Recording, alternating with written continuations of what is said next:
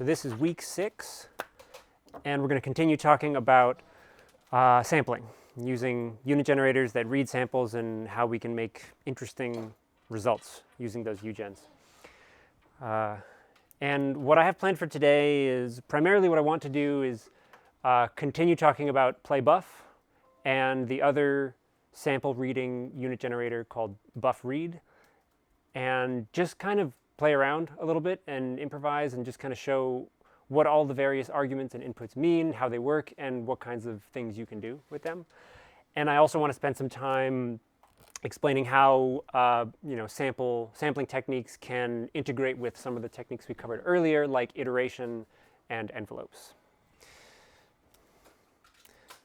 So I've prepared a little bit of code in advance here. I have I boot the server. And so this is just a chunk of code for reading some buffers reading some audio files into buffers. So we have, I have already saved this file in the same folder as a bunch of audio files, just like we did last week. So no surprises here. And we get the path to the folder that contains all of these items. And then I am reading 5 audio files into buffers.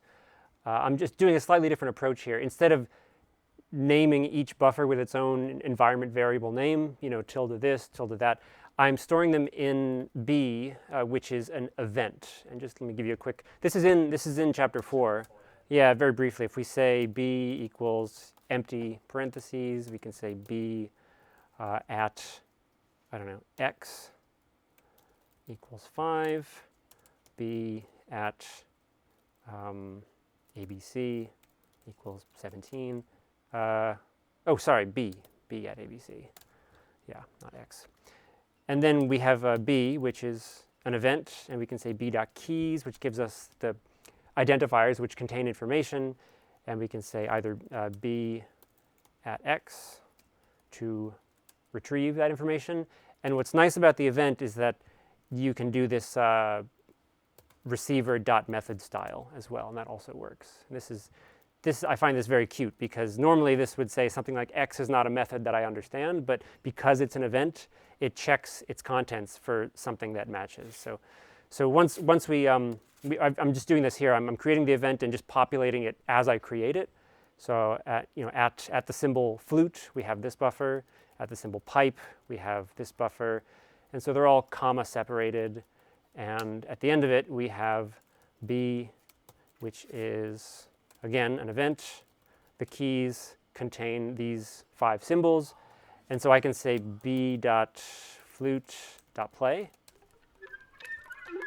And it'll play that one. Yeah, so there's lots of, this is, as I've said multiple times, the kind of the curse and blessing of SuperCollider is that there's like 10 ways to do everything. And so it's just a matter of picking a syntax style that works best for you. And lately I've been doing this. Yes? Quick question. Can B also, that event can also be like a global? Absolutely. Yeah, B. Right now I'm using an interpreter variable, which are the single character ones, but I could replace this with whatever I wanted. And yeah, but the reason I like to use lowercase b is because when I'm doing a project, I always have one collection of audio files which are stored in buffers, so I've just made it a habit to use lowercase b to refer to my collection of buffers, and the way that we use s to refer to the server and things like that. So you just pick a convention and whatever you're happy with. All right, I'm going to make a SynthDef because I want to emphasize those concepts. We were just doing function.play, just kind of the quick version of that. So let's make a SynthDef to be just a little bit more formal. So you remember SynthDefs need a name. Call this, I don't know, play.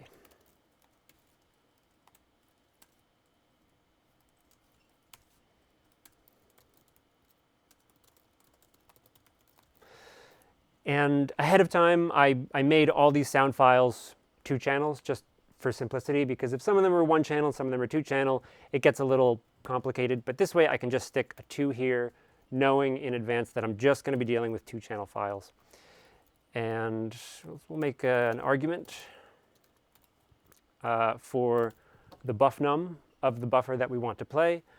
Again, the thing you don't want to do is something like this. I mean, you can do this, but what you're doing is cementing this SynthDef so that it only plays this file.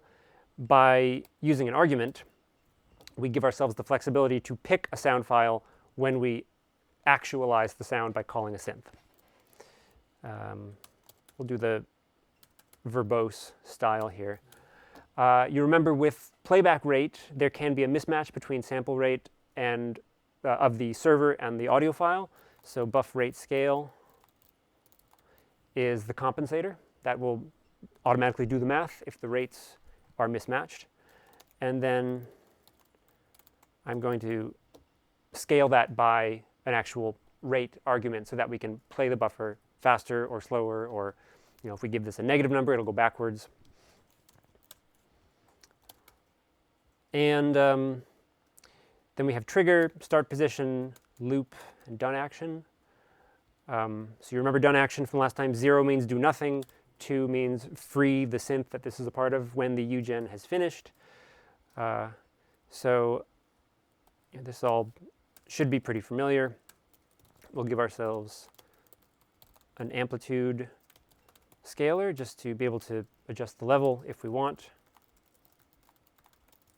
And then we also want to explicitly identify the signal that will be written to a bus. And that's what this last line does. So now we can say synth, play, and then in parentheses we say buff, colon, let's do b.nature. And I know this happens to be a quiet recording, so I'm going to amplify it by 6 decibels.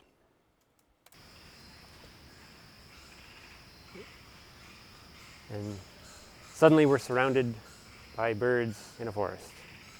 Okay. We'll play me talking about my brain, down 12 decibels. It just completely... Right, and you know this one. So just to play around with playback rate a little bit, we know that it's a ratio, so double it, it's an octave higher and twice as fast. It just completely broke my brain. Right? 2 octaves. And I forget if I've mentioned this, but there's a method called MIDI ratio, which will interpret its receiver as a value in semitones and return the corresponding ratio by which a rate or frequency can be scaled. So if I'm pretty sure I did this last time, right? So -1.MIDI ratio is down 1 semitone. It just completely broke my brain. Oh, I'll do this one at a time. It just Going down by semitones, right? So this is something that I might consider like a sort of template for variations. You can start with the SynthDef and then add things that will make it more flexible. Now, one thing that is pretty common you want to do with a buffer playing SynthDef is to apply an envelope. Because right now, if we just make a synth, it's just going to play the whole thing and stop at the end, right? And if we had a loop set to some dynamic value, then when we create it, let's make it. Let's do the pipe, and we'll make it 2 octaves up, and we won't adjust the amplitude. So if loop is 1, gets to the end, right, and it's going to loop through this file. I'm just speeding it up so we don't have to wait through the whole thing. And if loop is 0, then it gets to the end, and it disappears from the done action. Right. So basically, whenever PlayBuf gets if loop is 1, PlayBuf completely ignores its done action. And if it's sort of moving forwards or backwards and it encounters the end of the file, it just keeps going. It imagines the beginning and end being connected, like circularly. And if loop is 0, then it will check its done action when it reaches the final frame of that buffer. So, okay, so let's go back to envelopes. We want to add an envelope to this SynthDef, so I'm going to copy and paste this stuff so we have preserve all of the things that we're doing. So we'll make another variable called env, and we will make some levels. We'll say start at 0, go to 1, end at 0. Make this be just a millisecond, and then going down half a second. We'll have the attack is so short that the curve is almost inconsequential here, because we won't be able to hear the difference between a linear or exponential curve if it's 1 millisecond long. It's just way too short. But we'll make the second segment be sort of bent downwards a little bit. We'll briefly just plot this so we can see what it looks like. So we're making a little percussive envelope. And it would be probably a good idea to add arguments for some of these envelope parameters. Let's go ahead and do that. So we'll make the attack. I'll keep the default values the same, but now they are arguments, which means we can specify them when we create the synth. This gives us even more flexibility, and we will I'm making this the audio rate because the attack is so short. I just want a nice crisp 1 millisecond attack. And then when we .ar on an end, the first argument is the done action. And so now we arrive at this interesting question of, hold on, we now have 2 done actions in one SynthDef. And so this, it might be, we don't want both of them to be 0, because then something will finish first, and then the other thing will finish, and then no action will be taken. So the question we need to ask ourselves here is, which one of these finite signal generators is the one that truly, authentically determines the end of the sound? And I think it's the envelope, because we're basically, transplanting, or not transplanting, but applying this envelope to this sound, because our goal here is to be able to listen to just part of it, not the whole thing. And when the envelope is done, 0.501 seconds after it starts, this buffer is still going to be playing, but the envelope is going to be spitting out zeros, and so we won't hear anything. So, it may not be harmful to keep this as done action 2, but my habit here is to only have one done action 2 per SynthDef. If you have 2 processes that both have done action 2, then whichever one finishes first will free the synth, and that may or may not be what you want. So it's good to just, think critically and, carefully about what exactly it is you are doing. So then we'll actually make sure we apply the envelope here. And now we can play this pipe. We'll just default the rate back to its normal value. We won't loop, but we will say, we'll just go with what we have so far and open the node tree. And here we go. Oh. Right. And so you can watch the node tree. Synth pops up, half a second later, goes away. We can say rel 0.1. It's even shorter. Right. So now we're just hearing a tiny, tiny chunk of that sample at the beginning. And the envelope has a duration which is shorter than the playbuff, and so it finishes first. It has a done action 2, and so it just terminates the whole process. This make sense? Good. So now let's take a look at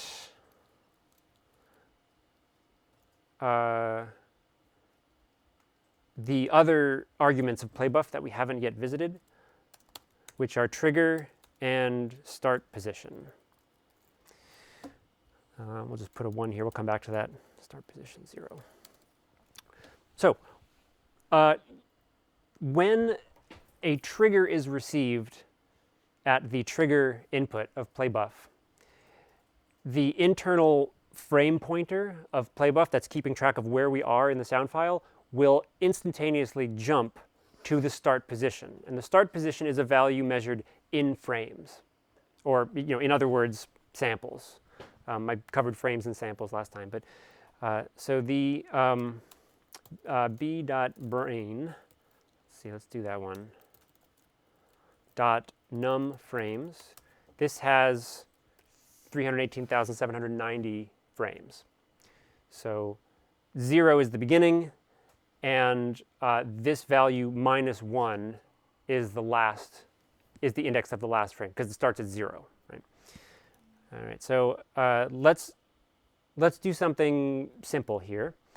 And for the trigger, I should explain what a trigger is. A trigger, when any signal, when the value of any signal crosses over from non-positive to positive, that constitutes a trigger. Any transition from non-positive to positive. So if you imagine using a sine wave as a trigger signal, right? If it starts at 0, that's a trigger because the first value is 0 and then it's positive. This moment here is a trigger. This moment here is a trigger. So any transition from non-positive to positive is a trigger, and it will cause the action to be done of whatever object is receiving it. So in the case of PlayBuf, a trigger means jump to your start position. So you can use the sine wave as a trigger signal. There's really nothing wrong with that. You're going to get triggers at the frequency of the sine wave, basically. But there's other, if you use like a noise generator as a trigger signal, you're going to get random triggers. But there's two classes in particular. I believe this is in a table in the book somewhere. Impulse generates triggers at a frequency, and dust generates triggers with a density, but at random intervals. So you can let's listen to these signals very quickly.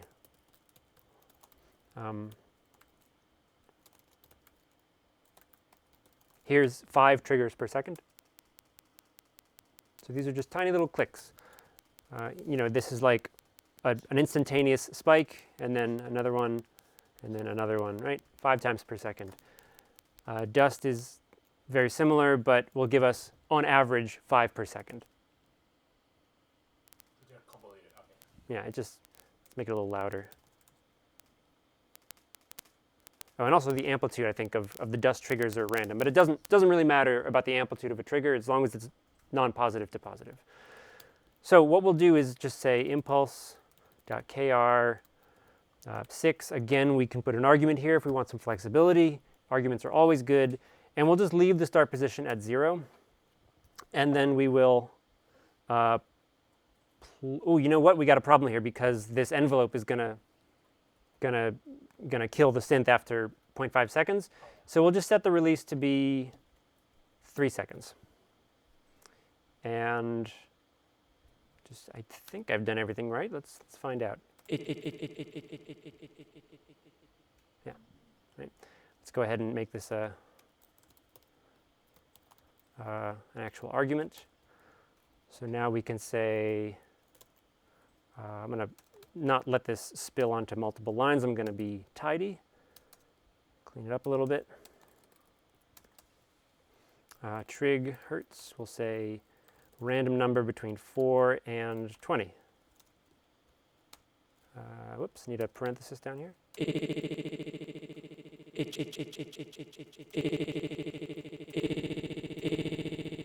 And we could even do like some kind of small numbers and big numbers. Okay, so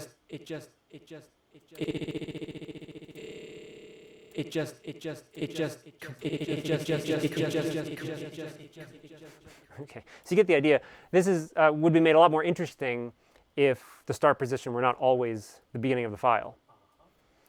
So we might do, why don't we just go up here and say, give me a random start position. We'll default that to 0, but now we can say random between 0 and b.brain.num frames. Right? This gives us the number of frames. I guess to be precise, we can say -1. Only thing to watch out for here is that loop is 0. So if it happens to pick a sample very near the end of the file, it's going to bonk into the end, and loop 0 means just stop at the end and don't go further. So we can just set loop to be 1, and this way it'll just wrap back to the beginning if we happen to be near the end there. So tweak these numbers a little bit. Yes.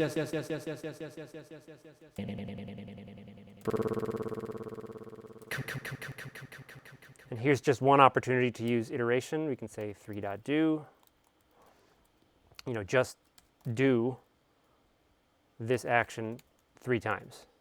And probably makes sense to drop the amplitude a little bit because we're doing 3 at a time.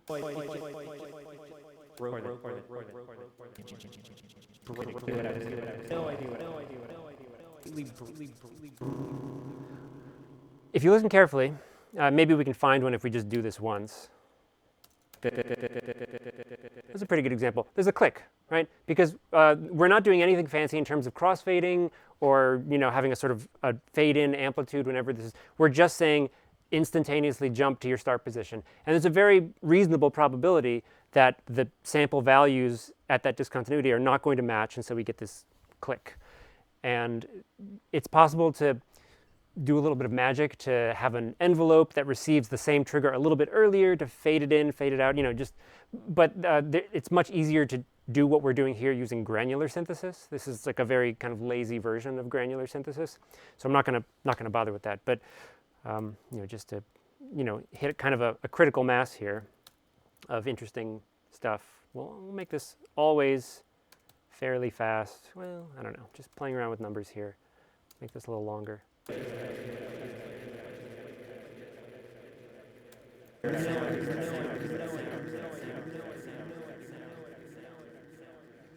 Yeah, and so yeah, I trigger and start position. Let's do one more fun thing that I was messing around with before class. Let's use the mouse to control some things. So let's forget about this envelope. I'm just going to comment out the envelope so that the envelope is gone. It's still there. It's still computing values, but we're just not going to apply it to the signal. And you know what? Actually, we should comment the whole thing out because it has done action 2, and we don't want it to accidentally, stop something. So we'll take the whole envelope out of this SynthDef, and for the impulse frequency, we'll use mouse Y.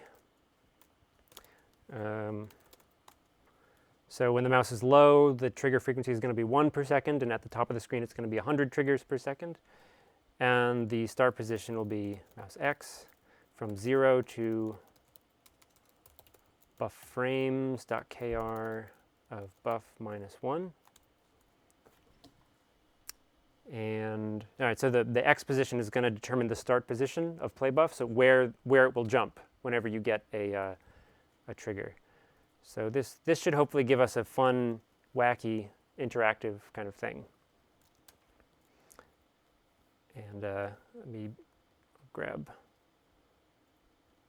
this. I don't think, we'll modify this. We're not going to use exactly the same things. We're not going to iterate. And I guess we can keep looping on. The envelope doesn't matter, and these don't matter because we're using the mouse. Okay, so brain.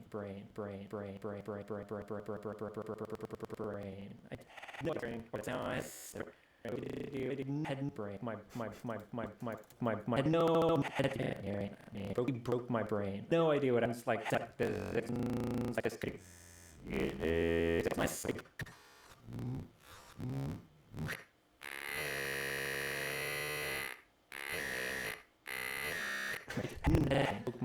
Okay, so lots of little fun pockets of mouse to play around with here. That is so I think just in general, PlayBuf is good for looping segments of sound files, because you can just like if you want something to loop at an interval, and you can sync it up with an envelope. So it's very good for kind of chop and screw remix kind of things.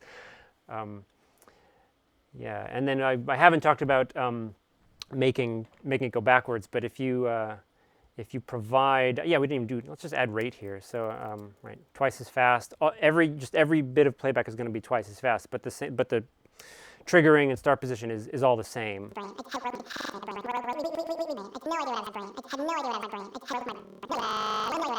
don't even go down.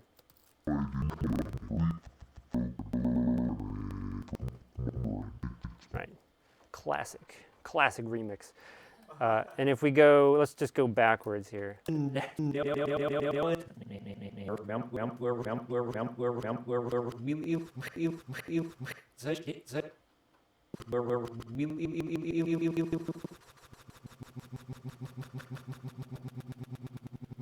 Yeah, So it's the same idea. We have this independent playback pointer which is moving in some direction at some speed determined by the rate argument, but then we also have the independent ability to say jump to your start position, jump to your start position, jump to your start position, like on command. And those two things together make PlayBuf a pretty potent tool for all sorts of weird sample stuff. So I can move on now to BuffRead, unless anyone has any questions about any of this wacky stuff we've been doing. Anything not making sense? All right, good.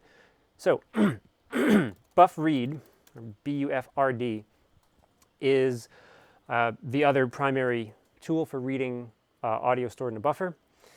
And the difference is in terms of how it's designed. So PlayBuf has a sort of automated internal pointer that's reading through the file. We don't control the location of the pointer directly. Instead, we say, here's your speed. Might be positive, might be negative, might be high, might be low, but we don't say now go to this sample, now go to that sample. So we're just saying, here's your speed, and then it does its thing without us being too hands-on. BuffRead requires a signal which is explicitly used as a pointer. So it's saying, what frame index should I go to? How about now? How about now? So usually what we'll do is give BuffRead a ramp signal of some kind. The simplest is like a line. So let's do that first. All right, so make another SynthDef. Call this one read.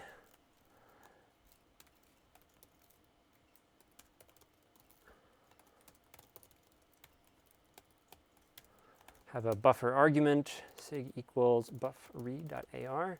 Fewer arguments here, just 3 really that we need. Number of channels and the buffer to read. So initially the first 2 are just exactly the same as PlayBuf. How many channels, which buffer am I dealing with?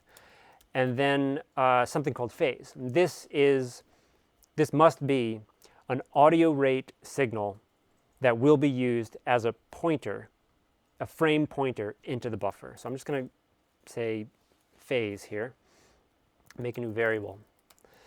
And phase will be an audio rate line.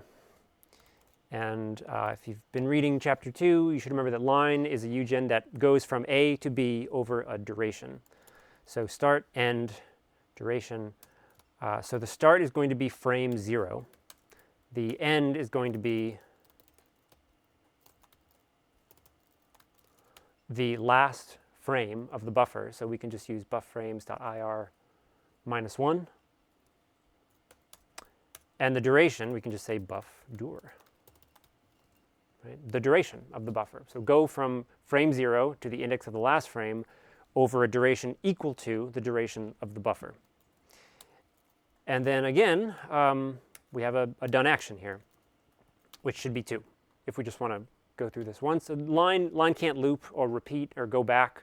So once we're at the end of the line, we're pretty much done. We've got to the end of the file, and that's all we need.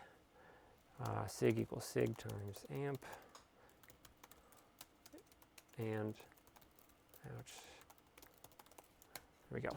Right, same deal as the last SynthDef. We just give ourselves an amplitude control because that's always a nice thing to have, and explicitly say which where this signal is going and what signal is going where.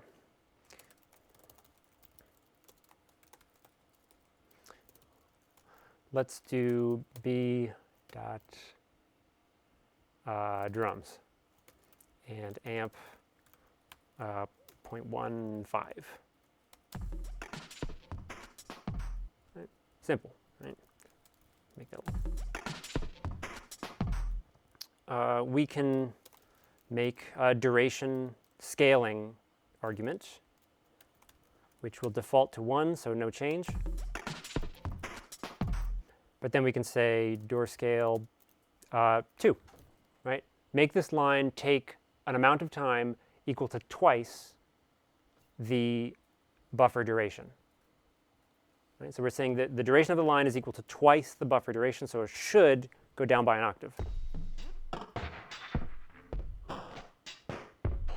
So we're making this line go from the same start to end, but take twice as long, and using that as the engine to drive the pointer of BuffRead. So it just kind of goes slower, right? And we can cut this in half and it goes faster, right? And again, we can use, MIDI ratio to think in terms of semitones. Although it's kind of backwards here because we're dealing with duration, which is like the period instead of the frequency. So the numbers are reversed. We can go the other way to go the other way. Yeah. Okay. And we don't have to go to the end. We can just do a small chunk. But anyway, that's line. This is kind of the simple one-shot version of BuffRead. And let's take a look at some other options for phase.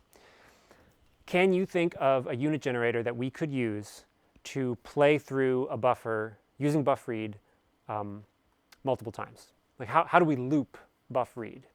What kind of phase signal could we provide?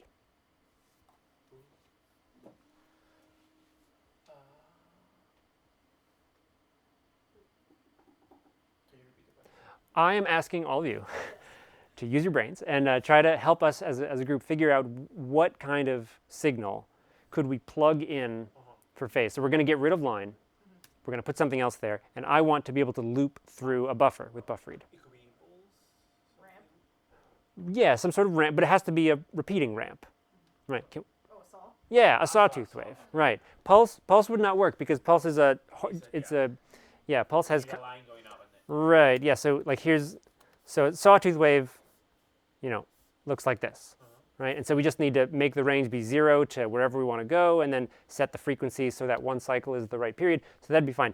And then, but if we did a pulse wave, that looks like this, right? That is a pulse wave.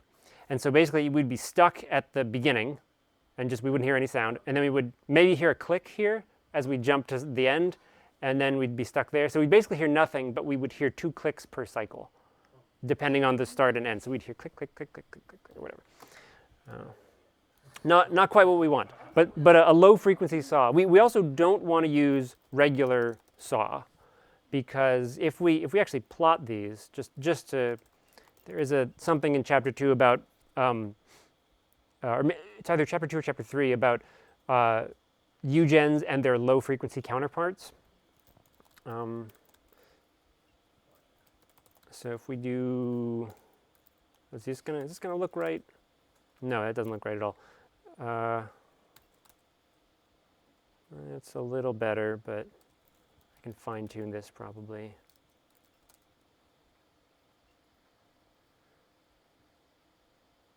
Well, what about?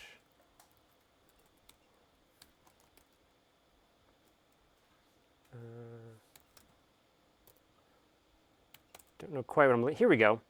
So that's a high frequency saw, and you can see how it's wiggly. This is a feature of saw which makes it immune to aliasing, because it basically filters out higher harmonics as the frequency of the fundamental gets higher. So this is no good. But if we do LF saw, this is a nice, clean, always straight line. So LF saw makes a pretty decent choice for looping through this file. So LF saw is what we want. It has to be at the audio rate if we're going to drive this audio rate BuffRead object. The frequency. What should the frequency of this sawtooth wave be? And if it's going to read through a file, then we want, at the normal rate, then this amount of time should be equal to the buffer duration. Right? So what is the frequency of this sawtooth wave? 1 over, right, 1 over the duration, because frequency and period are inversely related. So we can just say, for the frequency, 1 divided by buffdur.ir, buff, right? And for the phase, we would like to start, at the bottom. And I just happen to know from experience that if we don't specify a phase, the default puts us in the middle. And we go up first, then we snap down, and then so like this is sort of what phase 0 looks like. So I think we need to provide a value of 1 to start at the bottom. This is in the help file. You can, so yeah, the phase, it expects a phase from 0 to 2. So a value of 1, we'll put it at the beginning. You can also, if you didn't know this, something you might do is just like plot it. Plot one cycle, and there we go. This is one cycle of LFSAW without any phase adjustment. If we set the phase to be 1, then it looks like this. And that's what we want. Otherwise, we're going to start in the middle of the file. And that's not a disaster, but it's not really what we want. So we'll put a 1 here. And then we can't just put a semicolon and call it a day, because the default range of LFSAW and lots of other oscillator UGens is -1 to +1. We don't want that. What's the range that we actually want? And by that I mean, what are the values on the y-axis here? If we want to go from the beginning to the end of the file. So from 0 to the amount of frames -1. Exactly, 0 to the amount of frames -1. So we can say dot range 0 buff frames dot buff -1.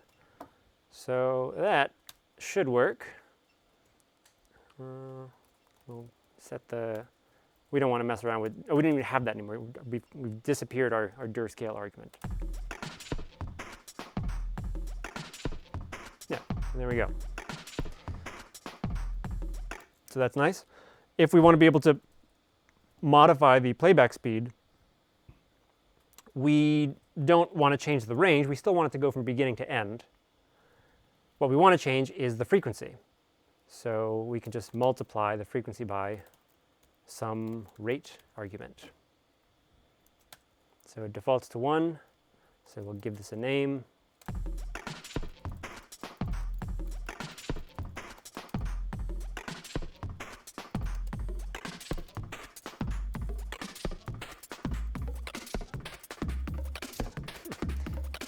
Okay, you get the idea. So same idea, except now, it's I think just it's not the case that PlayBuf does 50% of the possible things you might want to do in the world, and BuffRead does the other. They can both do everything. It's just that depending on what you want to do, it might be a lot easier and simpler with one rather than the other. So what BuffRead is really good at is allowing you to synchronize the looping playback of multiple files. If you use the same sawtooth wave or whatever your driving signal is, and then feed that to multiple buff reads, you don't have to, it's much easier to make them all lock up perfectly because they're just reading their frame pointer information directly from that one signal. With PlayBuf, if you have two files that are supposed to loop and play together perfectly, if one is slightly longer than the other, you have to do something really clumsy, like doing the ratio of their durations and using that for the, it's messy. It's possible, but it's just some things make more sense with one of these options compared to the other. Here's a common point of confusion. There's two other arguments here for BuffRead. One of them is loop. And this is not quite the same thing as PlayBuf. Just because you set loop to 1 does not necessarily mean that BuffRead is going to loop. BuffRead is completely dependent on its phase signal for where in the file it's reading audio from. So if we go back to, I'll just comment this out and go back to the line version.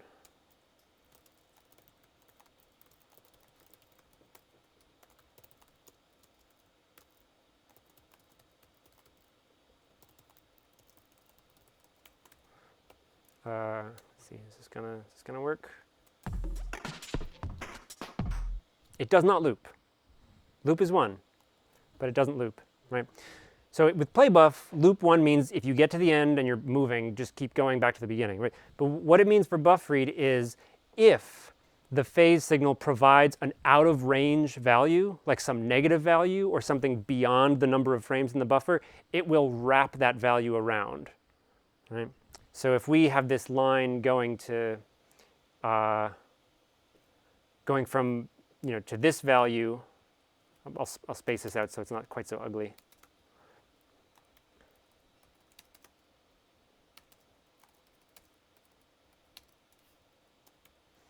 This value times 2, right? And we'll take twice as long to get there. I think I'm doing this right. So the end value of line is a number that is twice the number of samples in BuffRead. but loop is 1, so when that value goes out of bounds, loop will snap it back to the beginning and just sort of, wrap it. And I've missed something important here. What did I had an extra parenthesis. So this will do, right? And now we've gotten to the end of the line. So it, basically we, here's our line signal. Right? Here is the end of the file. And so it went here, right, in the space of, the duration, and then it kept going. But because loop was 1, BuffRead says, okay, this is not a good value. I'll just snap it back down here. It just sort of brings it back into range. And if we kept going, it would then wrap it again, right? But if loop is 0, then the signal just looks like this. It just caps it. It won't wrap it. It's stuck at the end of the boundary. Kind of a quick explanation, but the reason I bring this up is because people are like, hold on, I put loop to 1 in BuffRead, how come it's not looping? And it's like, well, it only comes into play if you actually are outside the boundary. Does that make sense? Yeah. Okay. All right. And then there's also interpolation, which I think it's 1 means no interpolation, 2 means linear interpolation, and 4 means cubic interpolation. I'm going to have to see if I remember what I'm talking about here. Yes. 2 is fine. It's the default. It's just when you read through BuffRead at a rate that is different from the original playback speed, it has to basically do math to look in between samples to actually, guess what the sample value should be. And this interpolation just means how it's going to do that. And 2 is like a compromise between no interpolation, which tends to be pretty bad, and cubic, which is like maybe a little bit excessive. It's like more than we actually need. So you don't really have to mess around with this value. But if you want to hear what no interpolation sounds like, let's go ahead and do it. Right? Why not? We're here, and so we'll say, what are we going to do here? Let's go back to our version with the sawtooth.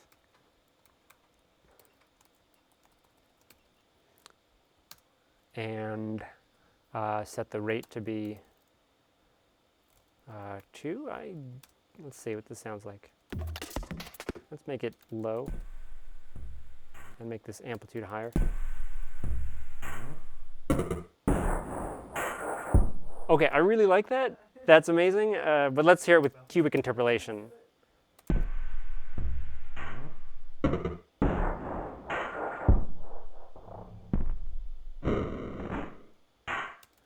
I thought that would sound considerably different. I thought no interpolation would sound like really messed up. They do sound different. We can go back and forth, and let's make this 1.2. No, just trying to start it somewhere good. No. What am I doing wrong here?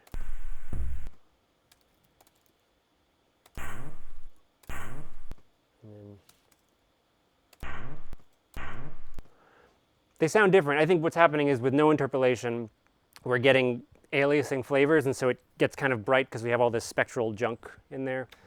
There's I guess there's no right and wrong here. It's just they produce different results, and then which one do you like the best? Yeah, but linear interpolation is the default there. All right. Let's see if we can, let's go back to PlayBuf, and let's do a little wacky vibrato experiment. This was the other thing I was kind of playing around with. So we'll just make some space, and let's see. I guess we'll keep the envelope. And we got those arguments for time, so that's fine. I'm going to change these values.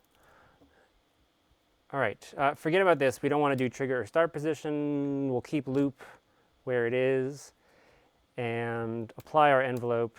So we are back. Buff, brain. Oh yeah. oh yeah, we got our short envelope now. So say tac 3, release 3. Completely. We'll make this 0, 0, 0, 1. It just completely broke my brain. I had no. It just completely broke my. So back to normal sounding stuff. We have an envelope that will just fade this sound out. How do we do a vibrato? How do we change the SynthDef to make my voice sound like it has operatic vibrato on it? What parameter do we have to change? Oh yeah, the vibrato is frequency modulation. Right, and there is no frequency parameter, nothing called freak for, because you know, a PlayBuf doesn't have a frequency the way a sine oscillator has a frequency. But what parameter is equivalent? Step rate. Yeah, the step rate, the playback rate, whatever you want to call it. Yeah, so this one here, well, really whatever thing we provide for rate is going to do it, because we know if vibrato is modulation in frequency, or in the case of sample playback, modulation in the speed at which playback occurs. So what we can do is keep this as it is. We want to keep buff rate scale because that compensates for mismatches. We can keep our base rate here, but then we want to multiply this by some oscillator, right? So what's a good choice for a vibrato modulator? Sine wave's fine. Yeah, probably like triangle wave would be fine too. So we'll say a control rate sine wave. What's a good frequency for vibrato to occur? Yeah, how low? 6 or 7? You've taken my class before. That's the exact number. Yeah, so 6 is good. And then range is where it gets a little tricky, right? Because we're multiplying the rate by some value here. So what I like to do here is just think in terms of semitones, because that's how we usually talk about vibrato. How much of a semitone how much of a deviation in semitones. So maybe like, I don't know, we'll start with like half a semitone up and half a semitone down. So let's just provide that value as a bipolar range, so plus and minus 0.5 semitones. And then we can just take the output of this sine osc and say MIDI ratio. Takes those semitone values and says, I will do the conversion to a playback rate for you automatically. So at its peak, it's going to be 0.5 .MIDI ratio, which upscales the rate by exactly the amount that we need. And at its trough, it's going to scale it by slightly less than 1, which is the value we need to go down by half a semitone. Okay, so this might be a little too subtle for us to actually hear, but let's see. It just completely broke my brain. I had no idea what I was hearing, or that sounds like this could exist. I think I heard it towards the end. Yeah, but let's make an argument, right? Vib depth. So we'll say vib depth. Let's do something we're definitely going to hear and make it like 5 semitones. It just completely broke my brain. I had no idea what I was hearing. Why would sounds like this? Or something like really extreme, like 2 octaves.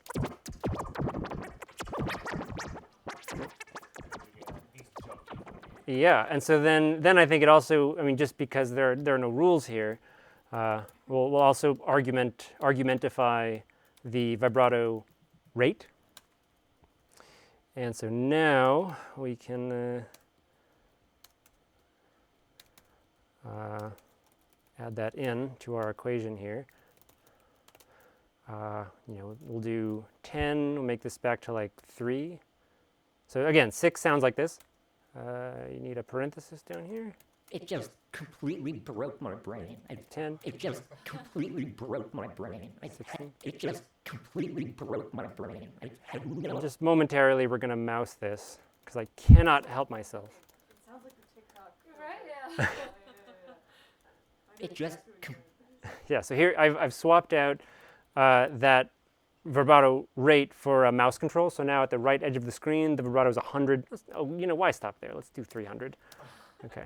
It just completely broke my brain. I had no idea what I was hearing, or what sounds like this. It just completely broke my brain. I had no idea what I was hearing, or what sounds. Yeah, I should be polling this so I can actually see what this.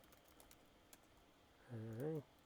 It just completely broke my brain. I had no idea what I was hearing. And we'll make this like really big.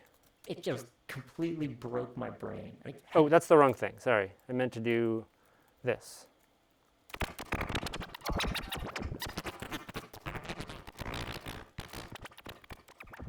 Okay, so let's go back to this. The mouse is fun, but let's set this, and then let's revisit iteration one more time. And what I want to do is, sure, we could randomize this, but what I wanted to do really is say somewhere between 4 and, I don't know, 14 semitones of range, and this is going to be somewhere between one cycle of pitch variation per second to 12. It's going to be closer to the 1, right? Yes. So these values will hang out towards the lower end of the range. It's not exactly clear from those numbers here, but yes, that's what exponent does. It will sort of push things towards the minimum. So we really need to do this, I think. Oh, yeah. 20 of them. Yeah, this is maybe even a little less. Okay, that's too much.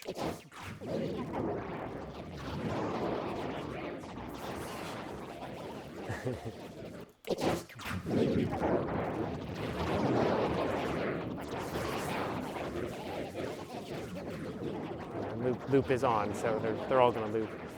And because the vibrato is sinusoidal, they're not really, it's not like one's going to speed up and shoot off into the distance. They're all speeding up and slowing down, by amounts which are, proportionally balanced, right? Going up the same number of semitones and down the same number of semitones. So they do kind of stay in phase, but there's a ton of pitch variation so that it kind of sounds all funky and weird, right? Very fun.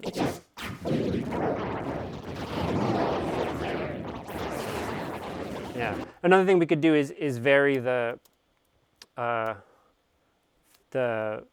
phase of the sine wave, because right now they're all starting in the same phase. They all go up first, but we could make some of them be halfway through the sine oscillator phase, so some of them go down first, and that would create a more interesting effect, I think. That's something I'll let you all play around with if you want. So there's a lot more in chapter 4 because we haven't talked about the recording buffers, like record buff and BuffRead, and those are nice because you don't have to record your voice. You can just take any signal like pink noise or whatever, and you can make fun delay effects by reading from a buffer and recording to it simultaneously and looping, and then there's also granular synthesis at the end of chapter 4, which is tends to be associated with using files. That seems to be one of the more common things to do with granular synthesis. So you can explore those on your own. The homework really just focuses on the playing buffers, just like PlayBuf and BufRead. And so if you're feeling good about those, then you should be in pretty good shape. So that homework is due in a week. And then after that, we are going to move on to sequencing, because that's just one thing we haven't been doing yet, is just the ability to pre-program a sequence of things structured in time, because all of a sudden then, boom, we're actually composing music, instead of just doing these little one-shot demos. So that is it for this week. So I'll see you all next week.